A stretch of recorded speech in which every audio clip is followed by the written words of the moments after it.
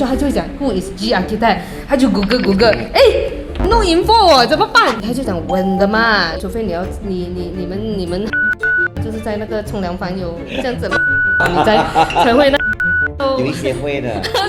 他们多要求一下，他每次都要求啊，我都怕会。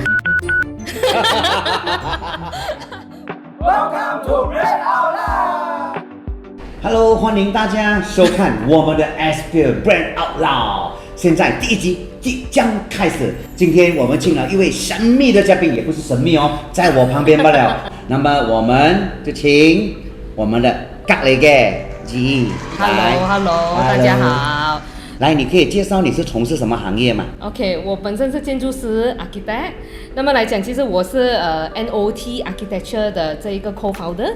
然后就是这个 G Architect 的principal。G Architect principal 就是意思说 G Architect 是我自己本身的一个 architect firm 啦。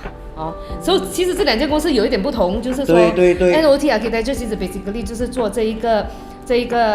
一般上建筑师所做的东西啦，就是会从设计carry out 那个 authority 的 submission， 然后就是会 prepare 那个 tender drawings，然后呢就是会 call tender on behalf of a client，然后呢就是会到最后的时候就会 administrate， 就是会 manage 那个 contract between 那个 client 跟那一个 contractor 的。那么 G Architect 就很不同的，做的完全是跟这一个NOT Architect 是不同的，因为 G Architect 只是 focus 在那一个 authority 的 submission。我们的顾客其实基本上就是那些 multinational 的 company，然后呢就是有那些 ID firm，ID firm because ID 他们不能，他们 design 那一个 office 的那个装修，或者是那个工厂的装修他们是不能做 submission 的。他们就必须要找 architect， 但我就在 in town 来讲，就是帮很多那些很大的那个 ID firm 帮他们做这一个 submission 的。我们要起一间屋子，一般上我们会找 interior designer。很多人是这样子讲，对。其实是找你啦，还是找 interior designer？ 就 depends， 如果他们只是纯粹要做室内设计，其实他们就可以找 interior designer， 没有问题。那么如果他们是要把整间屋子改造，就是部分要拆掉，然后再重建，人要特别就是空间的那个排法、那个布局要改变，所以一般上他们都必须要找 architect，因为 architect 本身是可以签，然后可以 submit to 那一个 local council，然后拿到那个 approval。哇，很好，我听你讲啦，因为我本身就有遇到。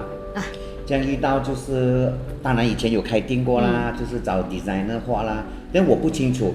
到他画到最后的时候，他就讲拿给 architect 人签名，才是算 approve。当然我今天认识到你，我才知道嘛。但以前遇到就是很多问题，因为他不是在这一块的，对，那个人画出来他不知道那个东西是实用不实用，到最后我们就是要有漏水啦，这个东西是危险的啦，他没有真正的怎样讲啊，实在嘅用啊，是。那个实用的地方对，就是其实是很多时候是因为interior designer 他跟 architect 呢，他们本身的 training 就已经不同了的，就是因为身为一个 architect， 其实你要 go through 整个5年的这个学习，在这个 tertiary 就是大学的这个过程，就是一定要拿2个 degree，那个 degree 完了之后，你还要 practice 大概2-3年这样子，才可以去考试考 pass 了才可以签名。所以其实那个过程是很长的，所以我是用了10年从我大学第一个 degree 大学毕业用了10年我才考到这个牌的，因为其实之间也是有很多 up and down， 所以中间也经历过一些无数次的焦虑和这些。有一次稍微比较严重一点的这个忧郁症这样子啦，就是有 encounter 过这样子的，所以到最后是用了10年的时间才考到我这一个牌啦。哇，现在忧郁症还有吗？没有啦，看得出，我看到你很 happy 整个人很开心是的，克服了啦，哇塞！但是是一个很好的一个经历啦，所以你人生你会看到比较不同。OK， 刚才我有听到你讲，有一些大 brand， 他怎样去给你们的公司来sign，或者是合作方式，你可以跟我解释一下，我听不清楚。因为这个是这样子的，因为这一个是另外一块，就是说那个 G Architect 的那一块，G Architect 的那一块，因为其实 G Architect 呢，我成立的时候，of course， 其实我们身为 Architect， 我们一考到牌的时候，其实我们很自然就会成立自己的公司嘛。因为你要成立我们的那个 rules 呢，就是你要成立要有公司你才可以签。你没有公司，虽然你考到牌，你还不能签。所以这个签是非常重要的。对，所以你要签名，要可以签名，要 qualify 签名 carry out 这个 submission 来讲，你一定要有公司。所以我考到牌的第一件事，我就 register 了 G Architect 这一个名字 G Architect， G 其实就是我的名字嘛，GE 嘛，所以是 G Architect。但是其实是很多人都很好奇，为什么我这么幸运可以拿到 G Architect 这么美的名啊？因为其实蛮艺术一下的。对，因为其实很多在那个在我们那个 Board of Architect 的那个条件呢，你要成立自己的 sole prop 的话，你那个名字一定要是有你自己的名字，然后还要有自己的 initial， 就是说，比如讲你是 KJE， 因为我名字叫 Core GE， 你就要有 KJE 这样子，或者是你要 combination of G。Core 这样子，就是你有一个自己的名和自己的surname，或者是 GK 这样子 something like that。因为我名字就这么特别，就是 JEE 嘛，对吗？所以我其实就拿 J initial 后面那个 EE 就是变成了 G，所以他们就 approve 了我这个名字。你很厉害，连名字都可以。那么的 creative 哇！所以我就成立了之后，其实是成立了之后，我其实没有想过要走什么路线的，也没有想过是要 focus 在什么 service 的。等我只是成立了之后，就是误打误撞，其实是有人问我要不要做这样子的 submission， 因为那时候是刚开起步嘛，所以其实没有 project， 我就什么都做咯。等我就是借了一个这样子的一个 submission， 就是搬，I think 如果没有记错，就是 AIG Global 的一个 office 在 Cyberjaya 的，它很大。AIG 是大公司大公司，所以他们做了 office 的装修，在一个蛮大间的一个 office， 那么来讲在 Cyberjaya 那个 building， 所以我就借了这场工来去做。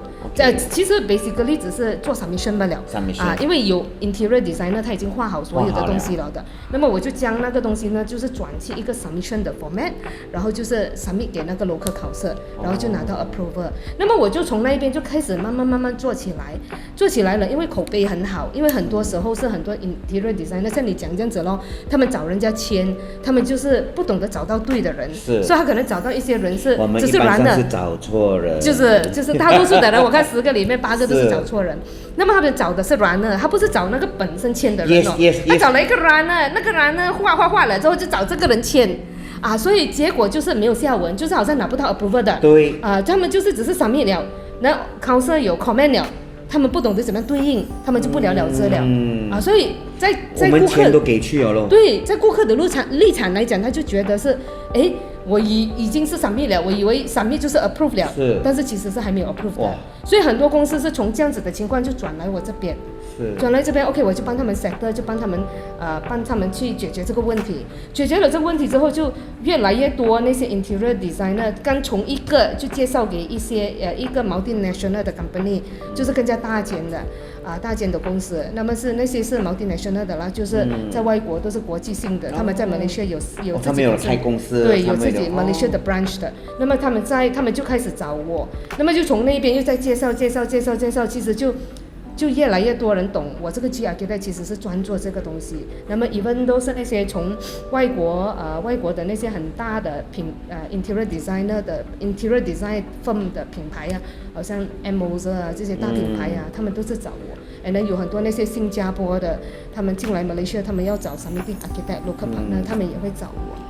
这样子咯，是这样子啦。但是这个公司是没有做品牌，你知道吗？是。还没有做品牌的时候，就是完全没有做品牌就已经这样多，我就那时候我就在想，其实我都不需要做品牌嘛，这些人口碑我都有生意了嘛，我那时候是这样想，我那时候是这样子，所以是也没有特意要去做，所以你很多人去谷歌去 check G Architect， zero information， 完全找不到资料。所以在Nota这一间的公司，你们怎样去判断这个品牌接下去要走下去这个 branding 呢？其实 Noda 刚开始的时候，我们也没有说有什么品牌定位的，因为其实 Architect 的 set up 很简单，就是 basically 我们 set up 我们就想到，尽量以为 set up 的就是有生意，等过后的时候就是好像靠感觉去做这样子，就是生意来我就做这样子，所以生意就是那个 project 到底是什么 type 的 project， 其实我们也没有说特别的去排斥，就是什么 project 其实基本上我们都可以做，因为其实我们都可以 design office tower，可以 design shopping mall， 可以 design 所有其实 all types 的 building。因为其实我本身和我 partner 本身的这一个怎么样讲，我们的 strength 以前我们是做很大的很 complex 的 project 的，就是做 mixed use 的，就是有 office tower， 有 hotel tower，and 之后在一个很大的 podium， 有 shopping mall， 所以我们的 background 都是这样子的。因为我就是在澳门的时候，我做那个 City of Dreams 那一个 project， 那个赌场的 project， 所以也是很大型的。所以的算是我们的 background 是，其实我们是 ideally 每一个 architect 的梦想就是，你就想到你成为 architect 了之后，你就有机会做这样宏伟的一个 project， 你知道吗？就是有这样子的想法，但是你没有想到，其实现实中不是这样子的，就是不是每一个 architect 都能够遇到这样子的一个机会。哇，你很 lucky 哦！这样我又去看你们画的东西，真是蛮美，又有 building 啦。又有 condo 啦，那个时候我们做的那个 design proposal 而已，那个 project 是没有起的，其实，所以很美哦，也是画得很美哦。是，因为我们对这个设计很有热忱呐，很有热忱，所以其实刚刚 set up 的时候就是像我讲的，我们没有特别的定位，也没有特别的品牌，然后我们叫 Not， 那时候刚开始我们叫 Not Design Office 的。蛮特别Not Design Office， 为什么我们叫 Not？ 因为我们就是要人家感觉很 catchy 嘛，很 catchy， 我就 catch 你的 attention 了。Not Design Office， 你讲是你是 design， 为什么你讲你又是你的名字叫 Not Design Office，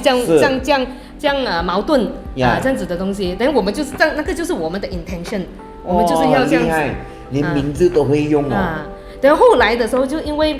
要 register with 那个board of architects 的时候，他就讲不能啦 ，How can you call yourself not？ so it's not architect firm 嘛 ，so it's not what？ No，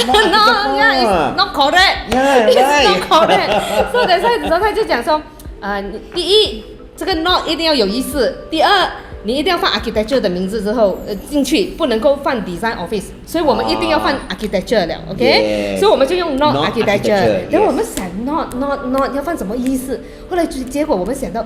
，nurturing outstanding teamwork，then nurturing outstanding teamwork 就是培育卓越的团队精神。所以等一下我就想，这个就 tie back 我们当初 set up 这个公司的那个理念。因为我和我partner就是我们去到一个点，我们很想栽培一些年轻的那个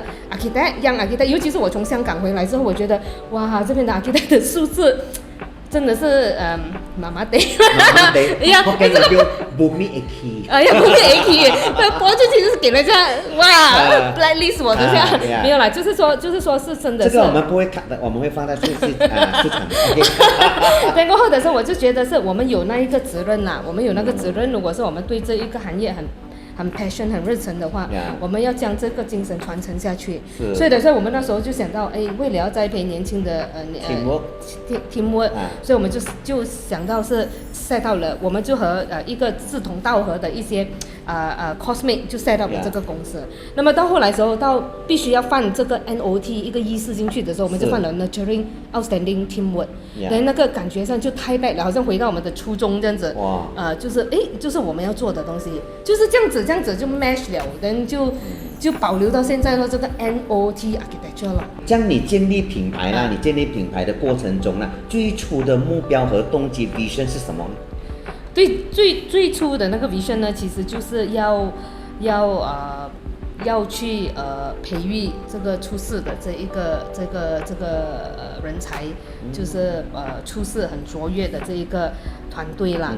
那么来讲当然在这个过程中，其实是最主要是我觉得是应该以人为本的那个感觉，因为我觉得是如果是我们做什么东西都能够以人为本来做出发的话，其实很多时候就会有很好的作品。会是真的是能够去配合那个客户要的东西，然后再加上就是因为以人为本，我们也会觉得我们对下一代的那一个栽培有那个责任，就是真的是这样子去对待他们，很好啊。所以我觉得对内对外都很 OK。是这样，我问你呢，就好像刚才你讲嘛，在你的领域嘛，一般上他是model自己的，对，没有团队的，他们还是比较少，还是他们有一些很出色的 architect， 他们是可能一年就是做那1-2个 project， 然后过后可能就是以自己量力而为，就是我可以做的那个能力里面，我借了这个 project， 我就是就是用那种我自己对这个工作这个工作的那个热忱，就是把所有的东西放进去，去做。他们也有很多很好的作品，但是就是不会说那个影响力没有很大，就是说就是好像你做了那1-2个作品，然后过后可能就是就是你自己就是比较 focus 在自己本身的那个作品。但我自己本身的感受就是，我觉得是这个东西不能只是停留在我们自己本身的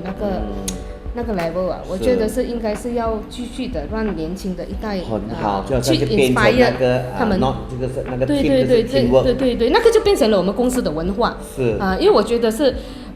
nurturing outstanding teamwork 这个东西一定要变成我们公司的文化，所以我们做来做去就是从老板到员工，到员工再来 pass down to 他们的那一个下属的话，他们都是要用这种精神去传承下去，这样子我们就可以 make sure 在这个公司里面的那个 culture 那个文化就是这样子走的。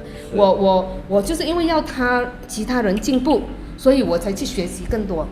我学习更多就是为了他人进步就是这样子的一个理念啦。当时你是否有一个的明确的品牌定位嘛？当时候是没有的，然后后来就慢慢才 discover 到的，就是好像我先讲那个Nota 先啦，说 Nota 是其实是我们基本上我们在 MCO 之前，我们是不做那个屋子，不做那个私人住宅的那个装潢的，我们不做的，因为你知道为什么吗？西北阴经。那些顾客有时候他去旅行回来，哎呀，我要我的东西变成这样子。等下我去哪里看到什么东西，就上一张照片来，我要我的这个地方就变成这个样子。对，哇，我觉得很难服侍，因为我自己本身呢，我是那种，你知道我是D型的人很 dominant 的人我就不能，确定了就不能不是说确定了不能，我的脾气没有这样，我没有这样有耐性，可以慢慢去服侍你。你要怎样，你要怎样这样子。等过后的时候，你改了之后，可能我的火就会上来。为什么你又改这样子啊？所以我很知道我自己的脾性，所以我不适合做这样子的东西，所以我就不做，我完全不做的。等过后我是可以的话我就免。所以我们做很多那些 industrial 的 project 的。那么就在MCO 之前呢，就是误打误撞也不算误打误撞了，因为我自己要装修我自己的屋子嘛。我装修我自己的屋子，我是一位 architect， 我不可能找另外一个 architect 帮我 design 很讽刺嘛，所以我一定要 design 我自己的屋子咯。MCO 呢？之前一年。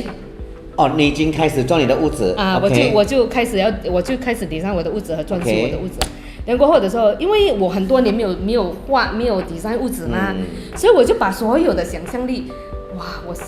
当初以前 N 年前想象我屋子会变成怎样的，我就把它放进我自己的屋子，因为我觉得我自己的屋子没有东西，不会怎样，不会少一块肉嘛，就算是做不好，我再重做咯，是不是？我是一名 architect 嘛，所以我就 try 咯，就是 try 咯，就是一些新的 idea 我就放进去。那么放进去了之后，我就觉得OK 不错。等过后的时候我做了，另外一个 project 呢，就是那个 concrete jungle house 因为它是。那个顾客是他的要求很特别的，他的特别到他就是说我就是要倒转，就是把那些living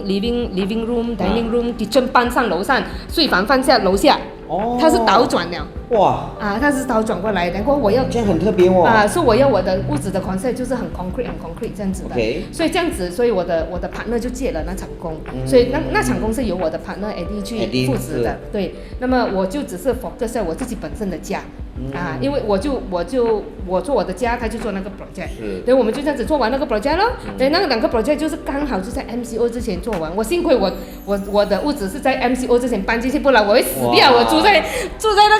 个猪的那个屋子啊，哇，我真的是会死，我跟你讲。这样应该不会闷哦，你的家哇，非常不会闷，所以人家都很羡慕我 MCO 还在这样好的环境里面。是。等就是因为这样子，我们做了这2间家，就给一个那个写那个 architecture 的书的那个 writer 那个 Robert Powell 看中，然后他就将我们这2个排屋就刊登在他出版的一本书里面。那么出版了之后，他们又跟 Design Seed 那个 publisher 又跟 Design Seed 合作，然后就将它拍成 video。那么一拍了一播了之后，就有很大的回响。因为 MCO 你知道啦，每个人都要 work from home 啊，对不对？每个人 work from home 才知道，哇，原来我的屋子这么糟糕那个 design， 因为平常你做工放工，你回家睡觉罢了吗？吃饭睡觉，你有没有觉得我的屋子很糟糕？现在我被逼在家工作了，我就觉得哎呦没有空间感哦，整天对着我的老婆，对着我的孩子哦，但要 work from home 哦，然后实在是太没有那个感觉，是太糟糕了。所以就 MCO 开放了之后，很多人就来找我们。那么来找我们就讲要我们改造，因为他们看到那个 design sheet 播了出来，他们觉得是他们找到希望，他们没有想到排屋可以装修成这个样子，可以变成这样好的一个 quality， 有这个自然的通风啦，自然的光线，尤其是光线啦，你知道排屋很长的吗？所以其实是中间是最暗的，其实排屋很多时候是我们差不多除了睡觉时间都要开灯的嘞。对。所以就是有这个问题嘛。所以就他们就来找我们，然后我们就我就突然间觉得啦。哇，好像很有使命感这样子。我突然间就有那种感觉，我讲以前我就很讨厌 entertain 这些 house owner，但现在我突然间觉得，很有使命感。我觉得我可以帮到他们去改造他们的那个居住环境into something very livable， 就是可以居住很好的那个空间，很好的那种环境啊，也可以帮到他们去 improve 他们自己本身的那一个 living lifestyle。所以我就觉得很有使命感了，我就不再觉得他们很麻烦。但就是因为这个想法改了，这个意念改了，所以我就觉得它就好像一个很好的一个那个吸引力法则这样子，就吸引了很好的那个 client， 他们这些顾客也会 appreciate 我们所做的东西，等他们就会跟我们有那种互动，但甚至有时候有一些 client 就会问，你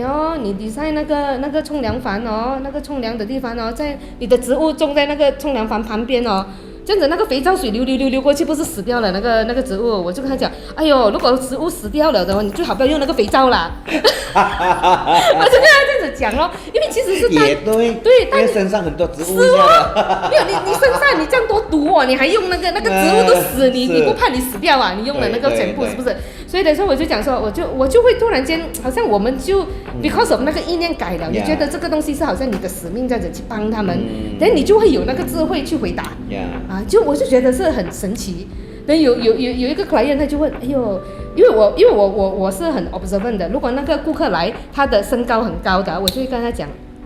身高很高的，你那个 island top 你就要做高一点嘛，你不能做好像我这种高度的啦，是不是？说那个 Asian 的高度可能通常是做比较矮一点的，但是如果是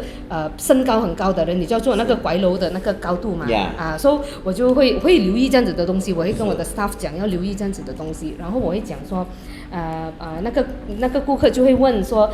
如果你这个冲凉房哦，你用这个 marble 的这个 top 这样子你 marble 的 top 你是不是用 concrete 先才来 lay 那个 marble？ 然后我就讲不一定的，现在 modern 的方法很多人是用干的方式，就是不要用wet wood 这样子的，你就用铁架，然后或者说 maybe 就是把那个marble 就 clad 在那个铁架这样子，他就讲稳的嘛，这样子，我想稳了吗？稳不稳啊？你除非你们很野啦，就是在那个冲凉房有这样子乱搞，你才会那个啦。有一些会的，我们多要求一下。他每次的要求我都怕会乒乓崩了。开玩笑，我们还是在房间的。我是这样子讲啦，说大家都会很好笑的。所以这个也是一个很大的问题哦，会怕稳不稳，因为有时他的桌子是这样嘛，对，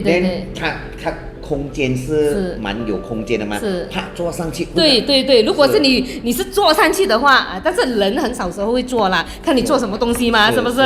但如果你要坐的话，你就你就做 concrete 咯，你不要用铁架啦那铁架不是更稳吗？没有啦，其实 concrete 更稳嘛，那个，它里面又有铁又有 concrete 嘞，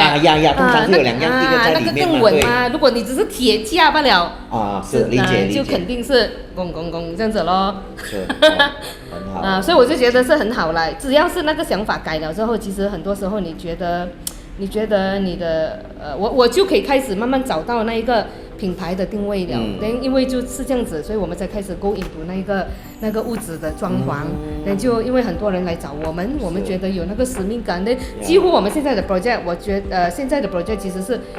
大概98%都是这个私人住宅，98%都是私人住宅，就是18%是 industrial， 就是帮人家起那个 warehouse 所以我就觉得是就慢慢找到那个品牌定位了。刚才有讲嘛，就是说，在 MCO 的时候为什么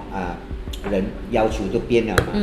屋子就舍得去花，可能不是讲花啦，要做出来 something 的不一样了。那么一路来，我刚才讲嘛，我是槟城人，槟城我们有很多的排屋的嘛，很多的排屋，但排屋到底怎样可以做到最美？对我的认知啦，排屋就是这样，你要买好的屋子呢，你要买另外一个区，然后你要给很多钱，这样你给了那个钱了大家都是一样的 pattern， 那个 design 那个 architecture 都是。它画出来都是一样的。那么我看到你的屋子的时候，其实你很厉害运用我非常喜欢，因为本身是蛮做艺术的啦。你很厉害运用green、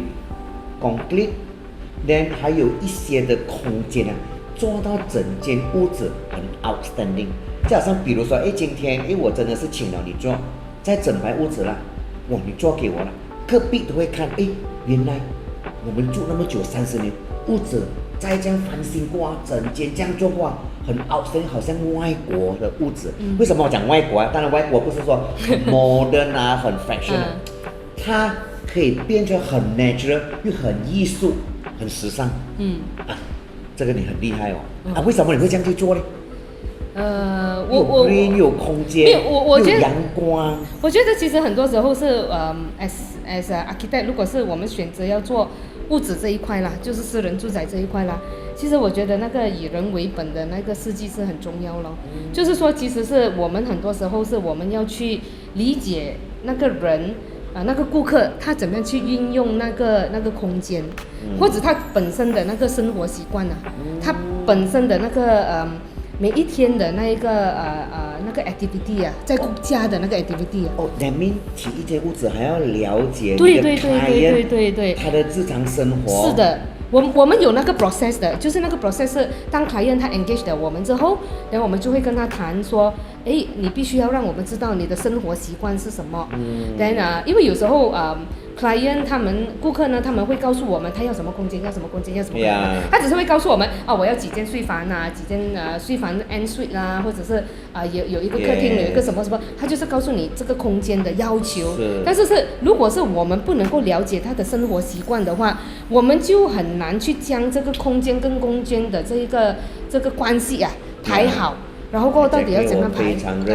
所以你一定要了解。所以我们很喜欢跟那个顾客的那种互动。我们首先是 before 我们开始 design， 我们就会有那种互动。早认识你就好我有一间屋子在槟城3层半OK， 第3楼是女儿的房间，走上去卡奔波啦。第二楼就是每天要走楼梯，有一些地方我们买了啦，给了钱，住了久自己会讲别也还老乡。有行商会，这样就好像刚才你讲，我看你的屋子很美这边很好运用，就是没有那个头痛，我还要上去楼上那个 rooftop 是美3层半嘛，但是 rooftop 是没有上过，因为太高了，所以你看有给你做屋子了，你会 design 到很方便，其实要的地方不需要走到那么多，因为你了解你的 client 嘛。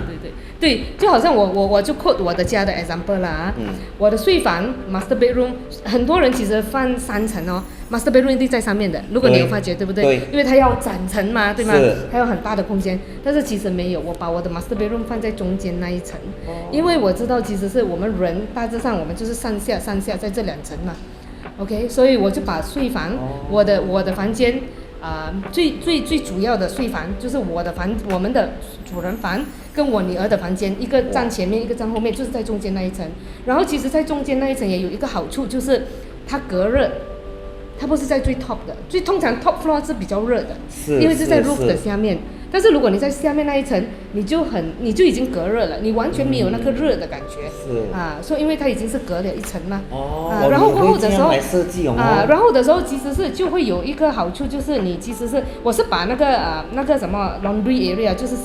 晒衣的，我就放在上面。但我上面的时候，我其实因为我们平常睡房在中间嘛，我就只是上一层咯，再下来睡房咯。很好这样子咯。连过后的的时候，因为你洗衣，我们一家三口可能没有我们的生活习惯了，我们不是天天洗衣的嘛，我们一个星期洗2次这样子，所以其实也是比较少数上去啦。那么来讲，就是大多数的时间就是在中间那一层，再来下面咯。所以其实我们用中间那层跟楼下是比较多的，所以其实是很多时候这个是 specifically designed for 我们一家人的那个生活习惯。那么其实是如果是其他的客户来讲，我们就会先了解他们的生活习惯，他们每一天的 routine 是什么，然后过后我们才来帮他编排。因为有时候他们会有那种先入为主的感觉，laundry 就是一定要在厨房的下面，但是你没有想过厨房的隔壁的话，你煮菜那个味道不是粘在你的衣服上面啊？对你在隔壁晒衣不是？哇，洗了还有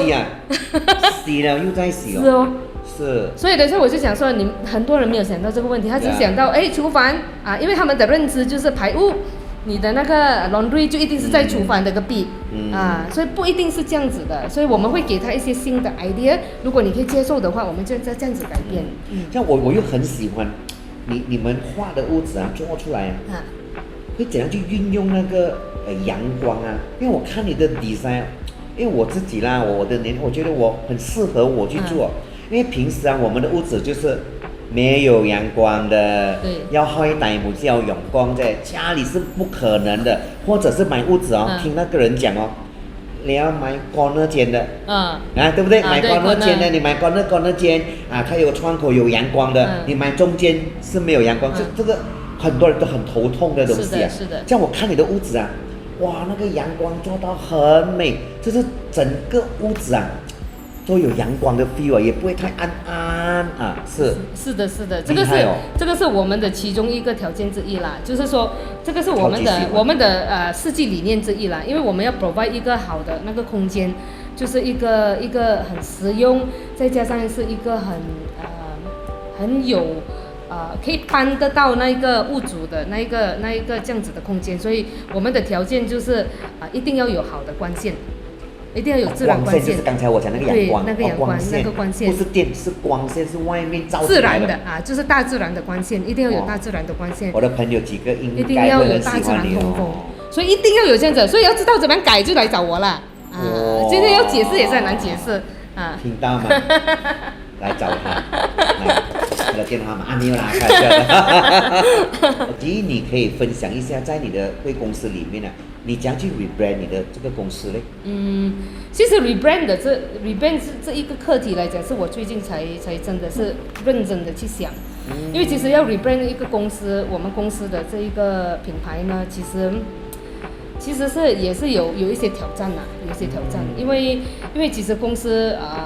我们也不是说一个大公司嘛。现在我先就的确是蛮挑战的，因为有些人做生意很久他们不敢 rebrand，对有些人我有看到有 rebrand， 大多数10几年、20年的都很难去 rebrand， 因为他们已经设定了。对。但是你看 McDonald's 都很厉害，他们怎样去 change 他们的 logo，change 到现在只有一个 app， 每个人都认识他。对。现在要听你分享一下。是的。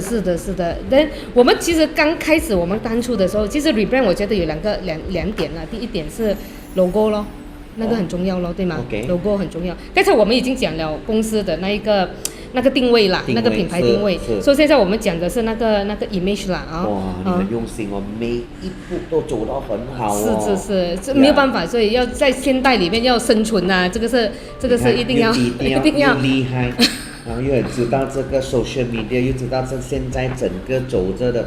关于他的公司的，他怎样去运用他的品牌来。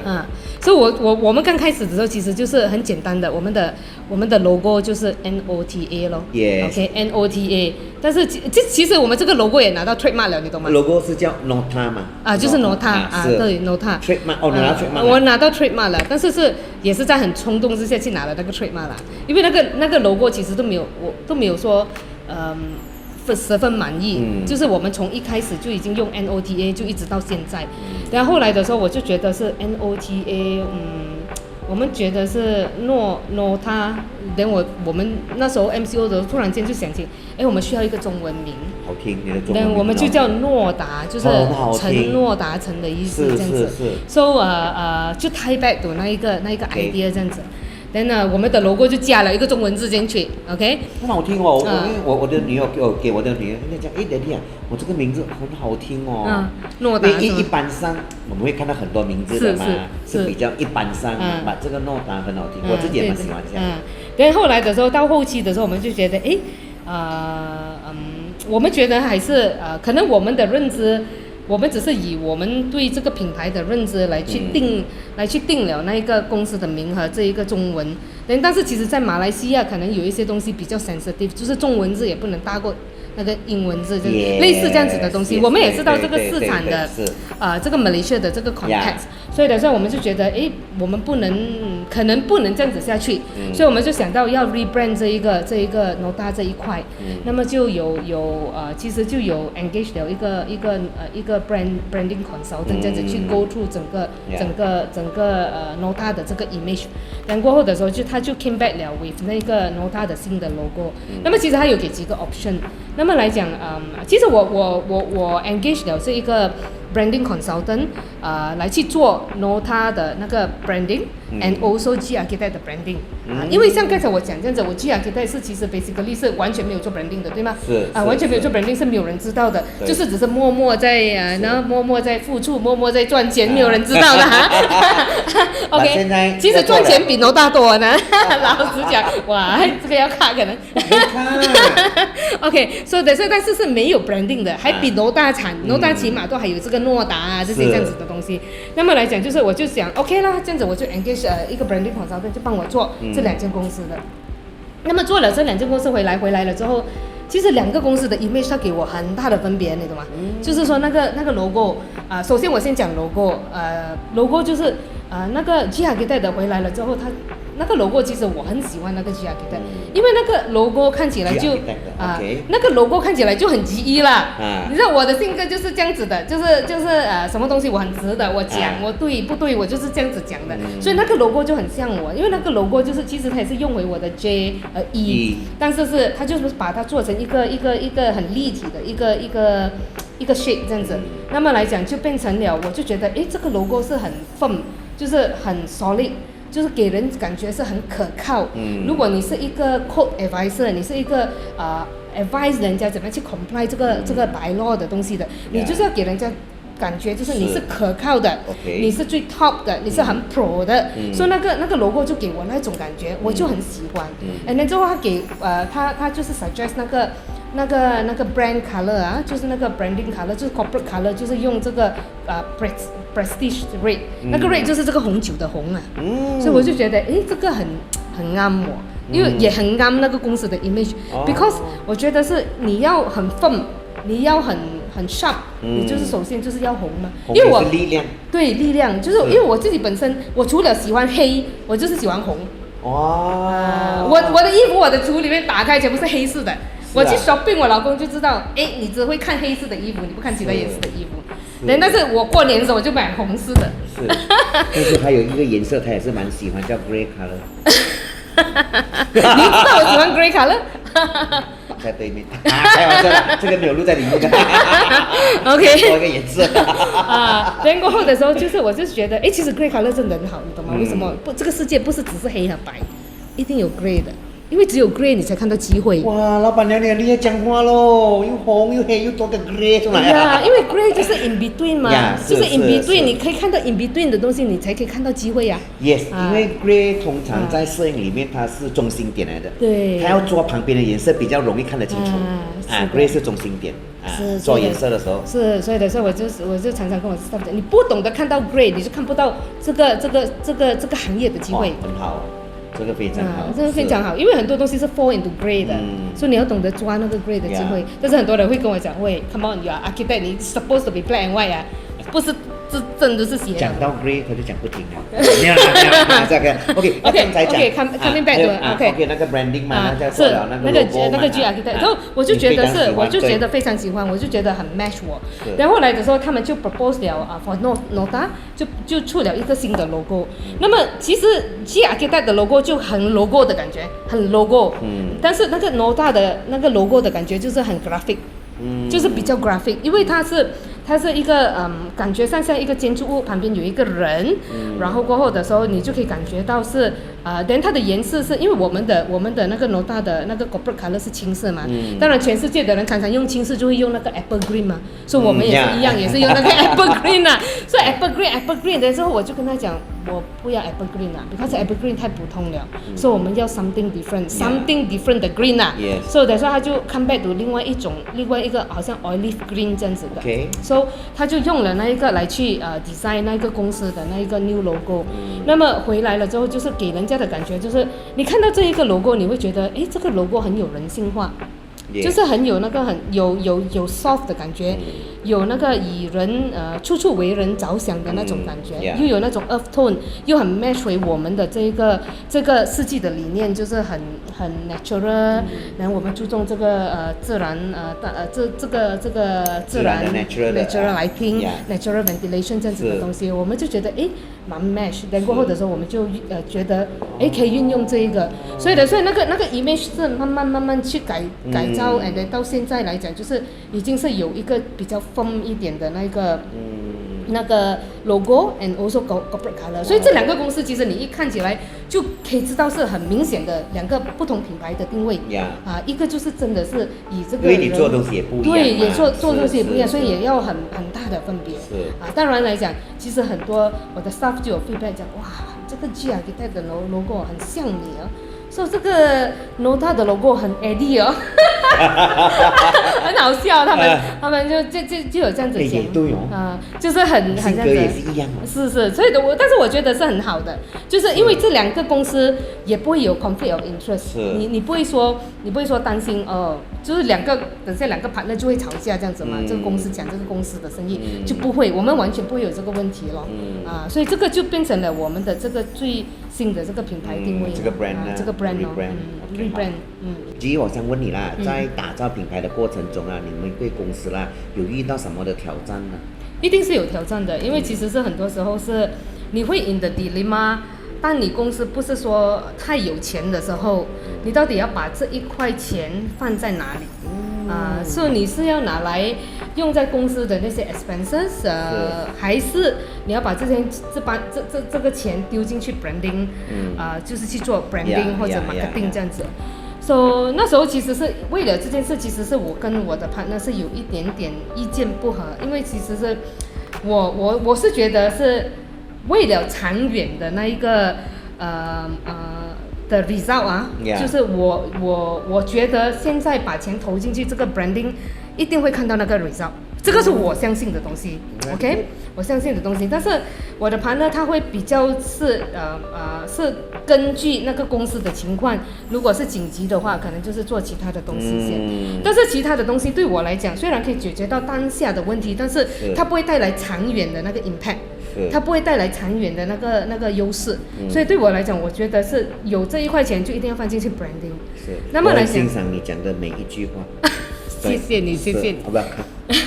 所以我是觉得是一定要有这个远见，一定要有这个远见，因为我觉得我看到的是诺达，我们已经是去到一个点。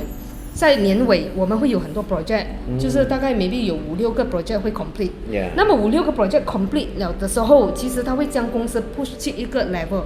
如果我们现在就做这个 branding 的话，它会 push 去不只是上一个 level， 它会上很多 level。我要的就是那一种这样子的 impact。很好啊，你看的东西是在这个的我现在讲了，因为刚才你有讲你的公司嘛，怎样去在第一间变成第二间嘛，因为你是2间嘛，对不对？是同一时间吗？同一时间，同一时间嘛。那么同一年。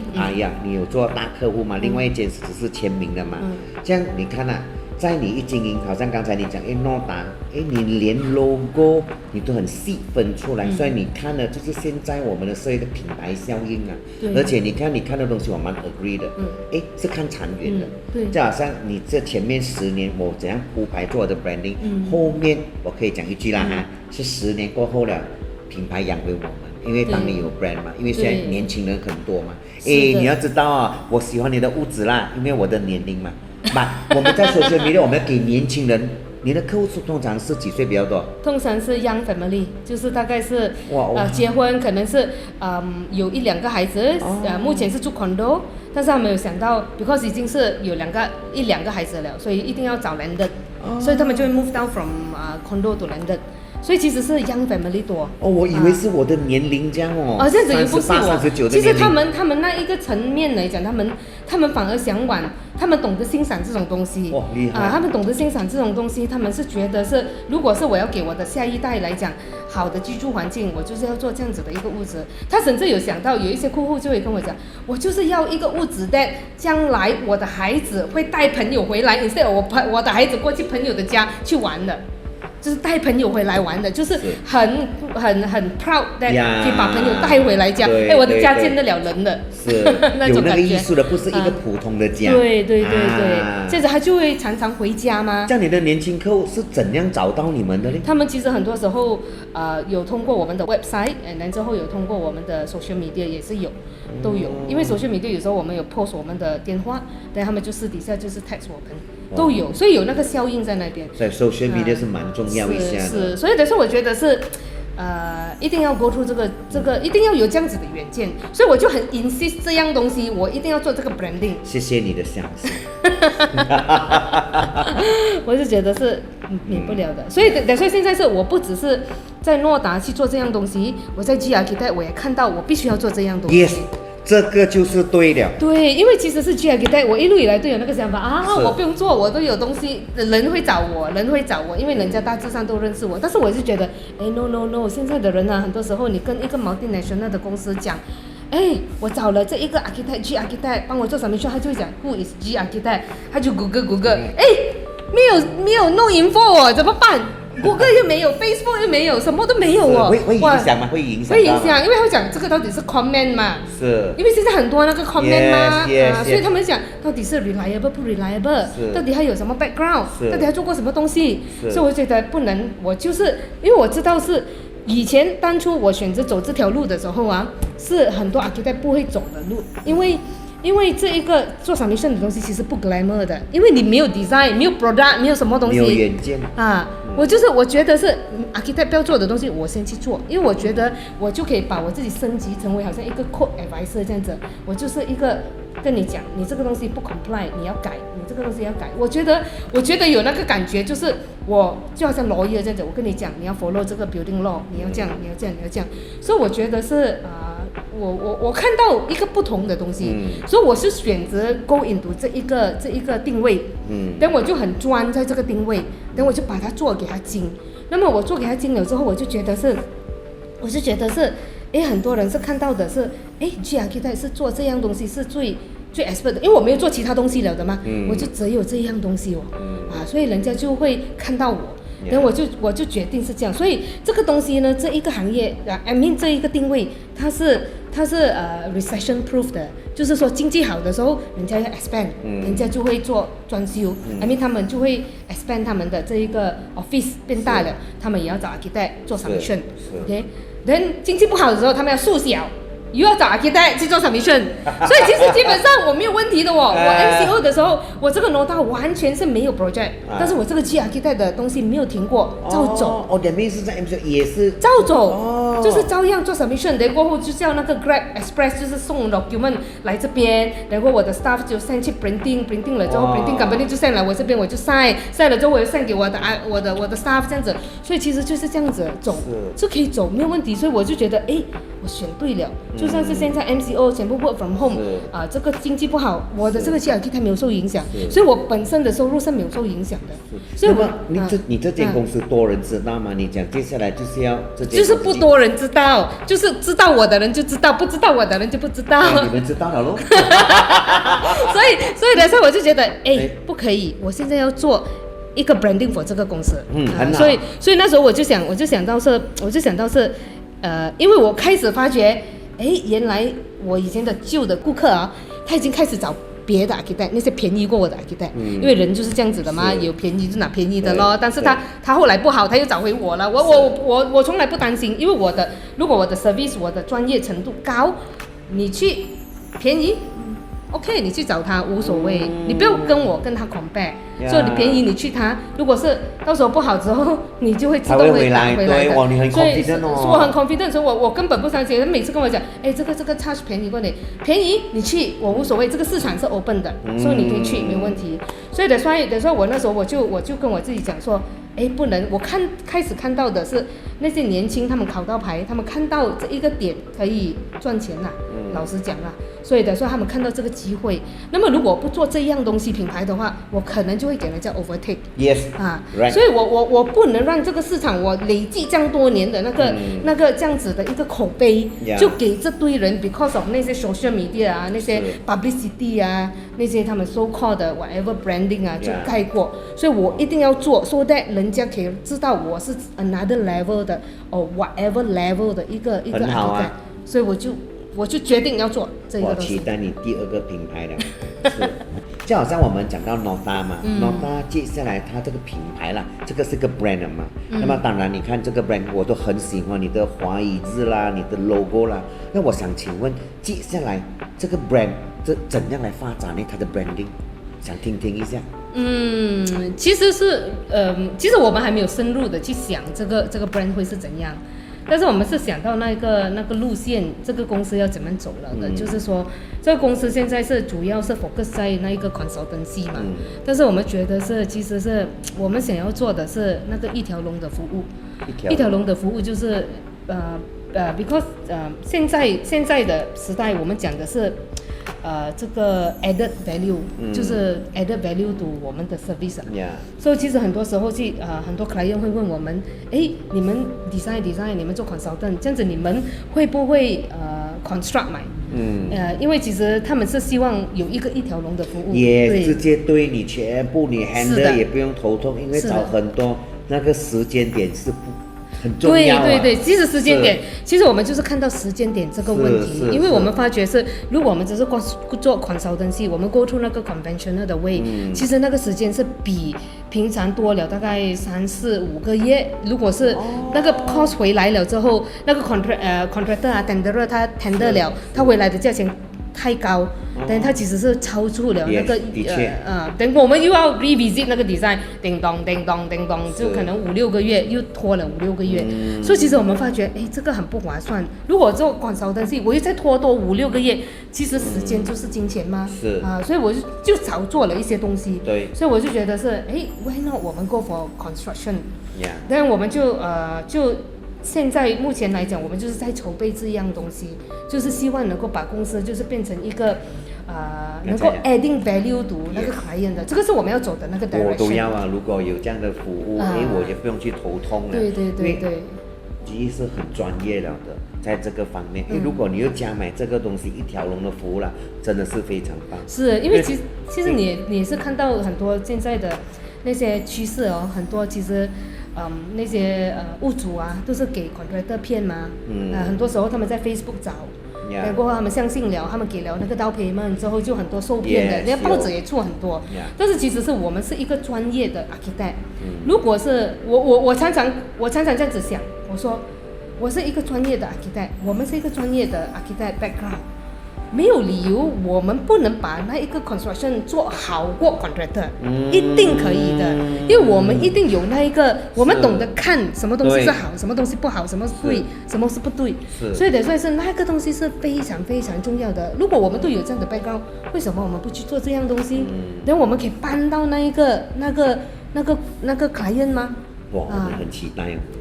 真的是一条龙服务啊， Yeah 真的是解决很多问题。对对对在对。会往这几年这样来走。对，会往这几年会往这样子走。说 of course 来讲，其实品牌打造来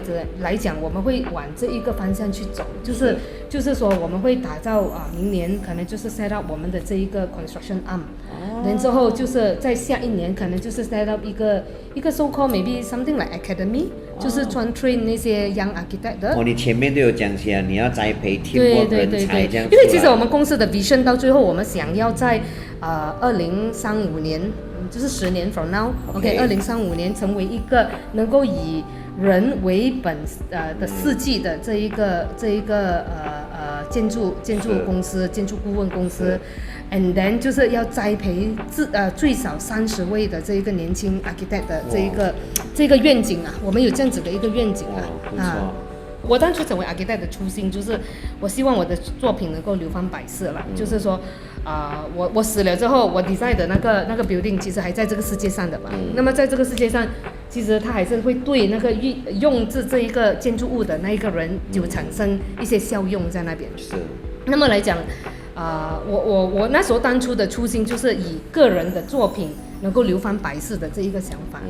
但是后来发展到现在，今时今日来讲，我觉得是品牌才是最重要的。因为其实品牌，它能够将，如果我们有 set up 有把这一个个人作品whatever， 就是这个公司变成了一个公司的品牌的话，那么其实这个公司的品牌才会将这一个精神传承下去。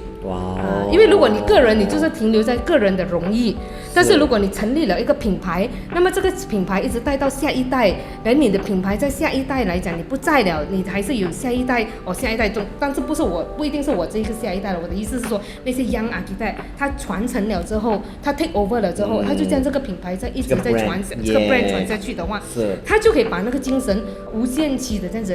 去传承下去。所以我觉得那个价值会更大，所以来说我是觉得是品牌一定要把它做成一个品牌，instead of 只是一个个人的作品的一个荣誉。所以我就很坚持一定要去做这个品牌了。哇，谢谢你啊，GE。不用客气。真的是分享得很好。那么我们就来到尾声了也非常你们收看我们的第一个直播。现在要你们点 subscribe，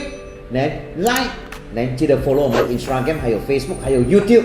我们就期待我们的下一集 2.0 大人物要出现了。OK， 拜拜。Brand Out Loud, where ideas ignite and brands inspire. Aspire, Aspio.